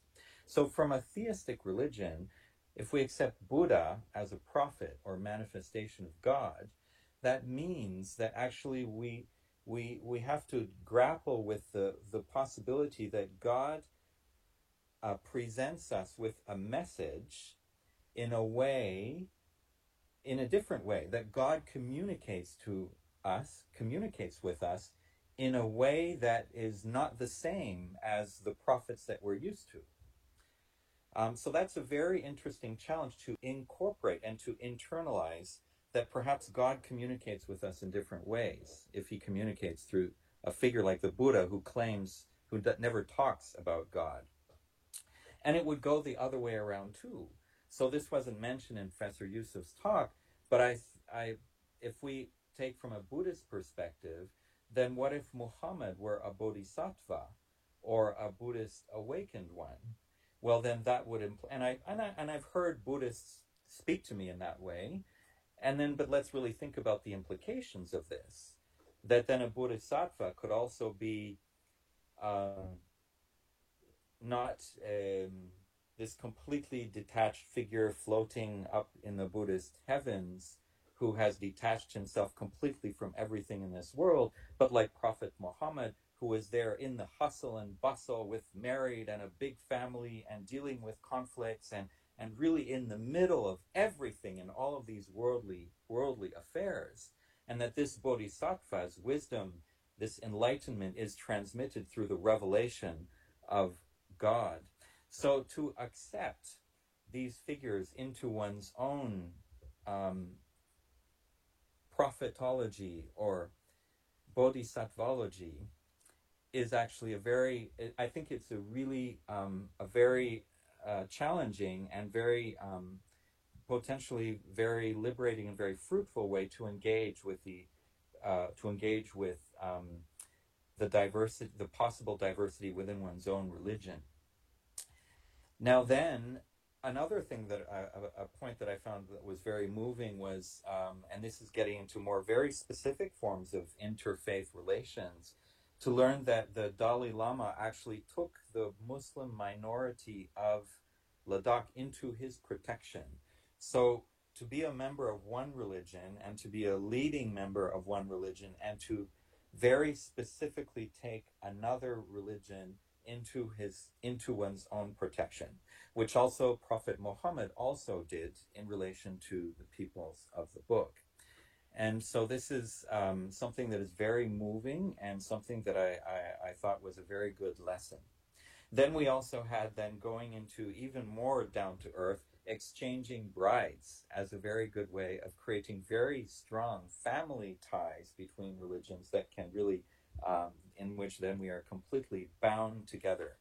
And so two other forms of religious relation that that I don't think came up today, but that remained in my mind, especially thinking about a place like Ladakh, is, so I learned that the Muslim community in Ladakh is Shia.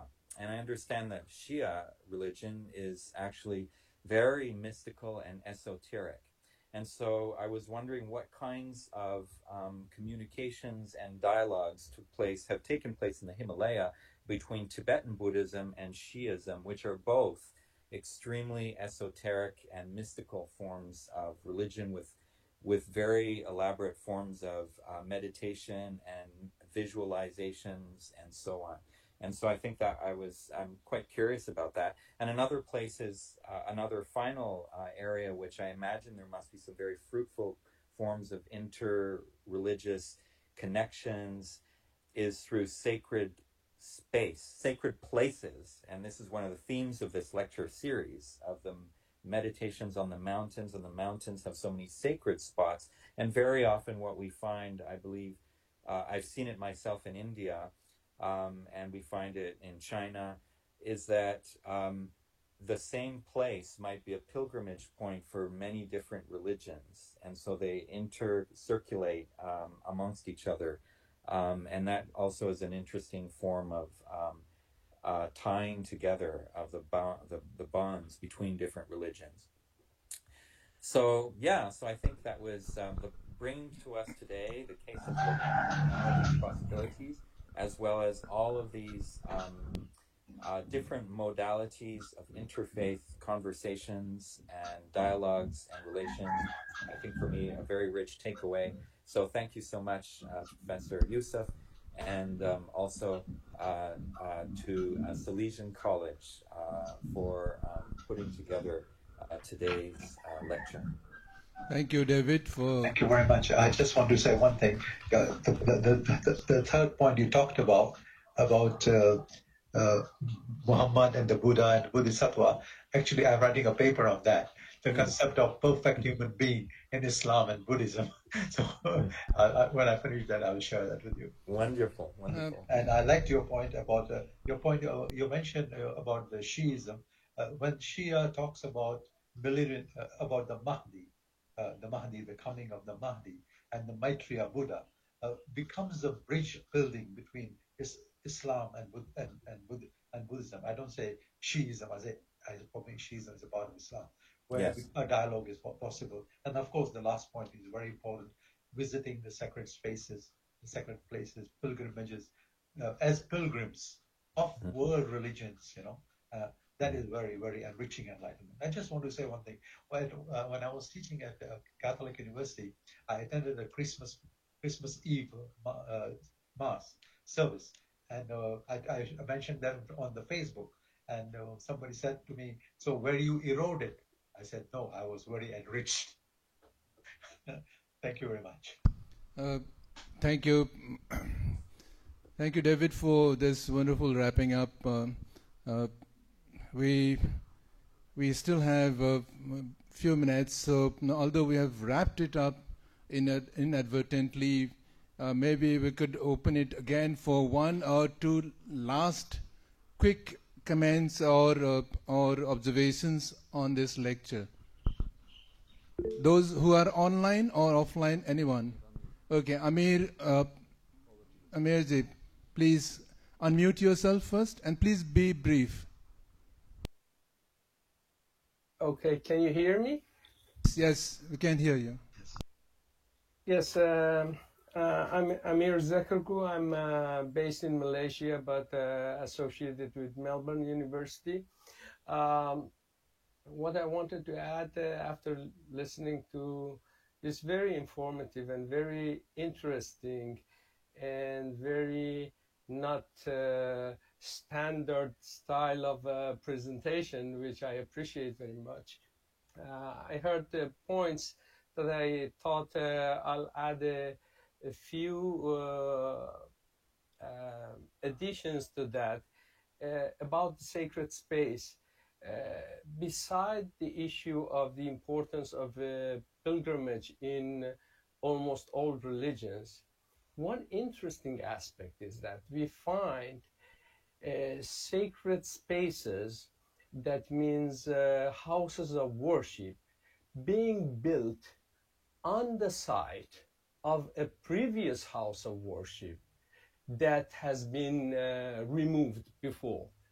Another religion was there, a sacred place they had for worship, and the new religion will come, and they build their temple or mosque or church right on that very site. And I've done some little studies on this issue, and it seems that the concept of sacred space itself is very important, has been very important. Like, a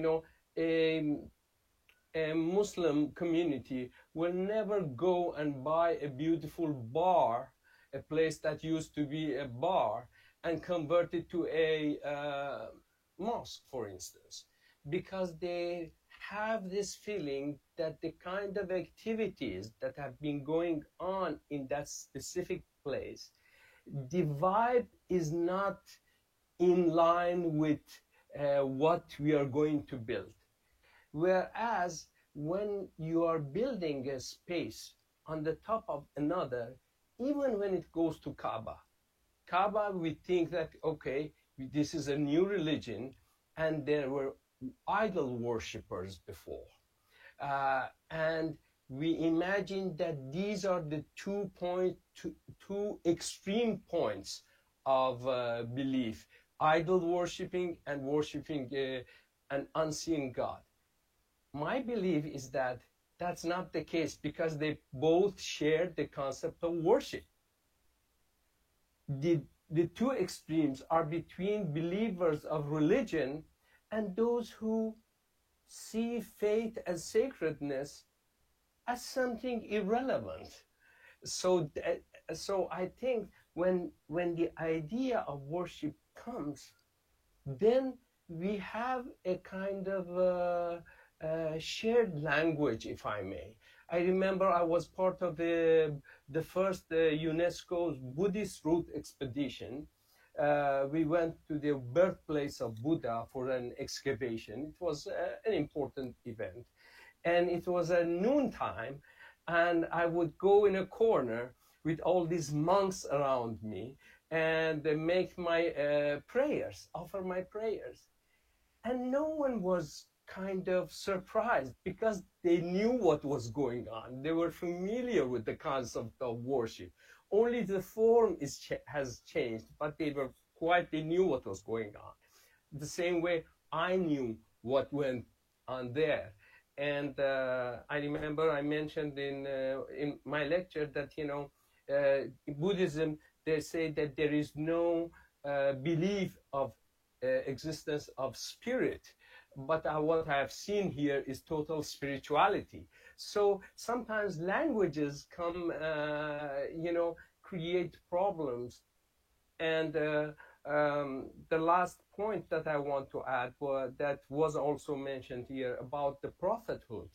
I read an article that a Muslim, while translating or talking about the concept of avatar, they translated it as a Nabi or a prophet. You see, because a Nabi or a prophet is someone, a representative of God on earth. And in Hinduism, an avatar is the manifestation of Vishnu, for instance, on earth. So it becomes Rama, which is a human being. Therefore, in the Muslim terminology, if they trying to make a kind of dialogue, they presented him as a prophet. So I'll keep it as it is. So thank you very much, Prof. Yusuf. It was an excellent presentation. Yes, it was. Rafat, if you are still around, I think since you introduced all of us so generously, we must give you at least 1 minute. Yes. Thank you, Professor Subba. Right, thank you very much. Can you hear me? Yes, we can hear you. Okay. I'll follow Professor Subba's caveat and keep it as short as possible. Just a couple of things which Dr. Yusuf talked about. First of all, it was a fascinating lecture, and I'm really thankful to you for that. You said in your lecture that for dialogue to take place, one has to come from the state, descend from the state house to the streets. That's a phrase that you used. But then, considering, I'm just trying to kind of make some kind of an analogy like this. So the mass is not philosophically oriented. If by philosophy we mean, in the Platonic sense, education, literacy, in that sense. So in that way, and you also mentioned in your talk that it is the same philosophical basis which becomes a hindrance for the acceptance of Buddhism amongst Muslims. So how do we understand this? Can you say your last sentence again? Yeah, I mean, first of all, I mean, given the fact that from the statement that for dialogue to take place, we must come down from the State House to the streets. Now, the streets, if by streets you bring it to the mass, from the privileged position of religion to the mass, but the mass is not philosophically oriented. Okay, I got it. Yeah. So if it's the same philosophical basis, it might become a hindrance. How do you then get it accepted by Muslims? Given the fact also Islam, particularly from a certain point of time in the 10th, 11th century, there is a strong aversion to philosophy. I agree with you. Professor Yusuf, the last 30 words for you. Last 30 words, yeah. I agree with you that there's not much. I agree with you that there's not much philosophical space in the mosque because of the nature of Muslim religious education, which has abandoned the teaching of philosophy in the madrasa. And we are still following the 12th century curriculum of the Nizamiya of Baghdad and following Al-Ghazali, who condemned philosophy. So we have to bring more philosophical thinking in our educational system, which will open up space for interreligious dialogue as well as dialogue among the Muslims. Thank you. Thank you, Professor. Thank you. Let's give Professor Yusuf a round of applause. It was great listening to you, but there will be a formal vote of thanks.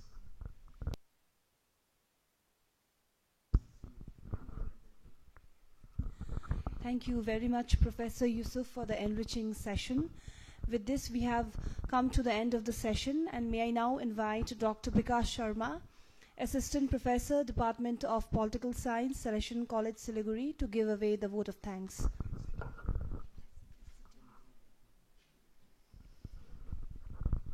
Good afternoon, distinguished professors and participants from different parts of the globe today. So I take this opportunity to thank our speaker of the event, Dr. Imtiaz Yusuf, for providing us a glimpse, very insightful glimpse into Hindu-Muslim dialogues and cultural exchanges or symmetrical exchanges in the Himalayan space.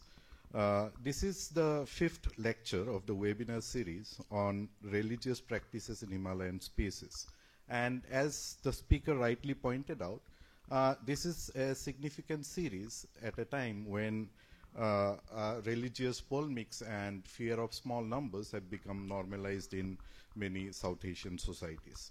I thank Professor T.B. Subba for sparing his valuable time and for his willingness to moderate the session.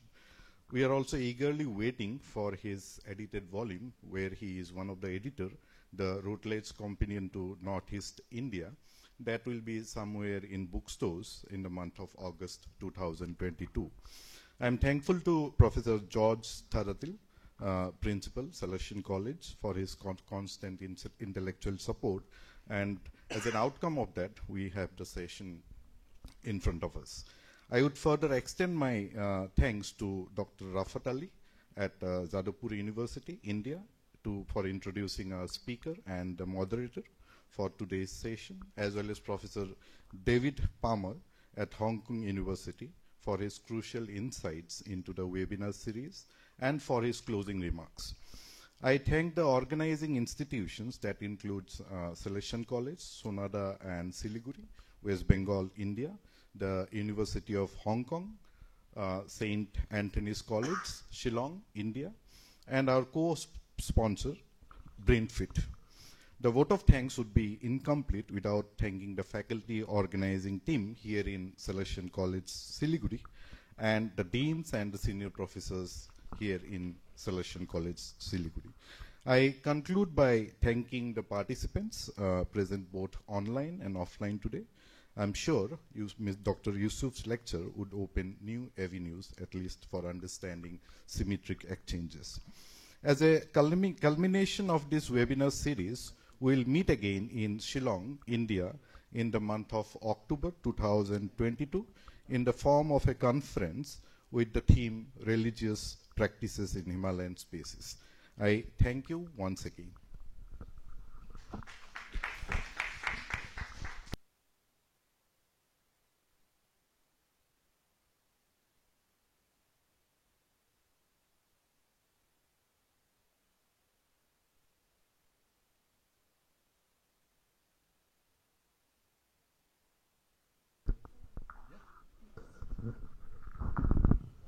So,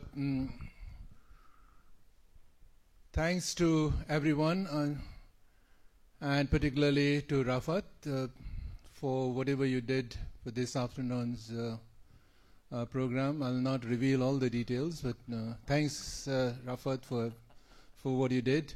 And thanks to Professor Imtiaz Yusuf for this lovely lecture this afternoon.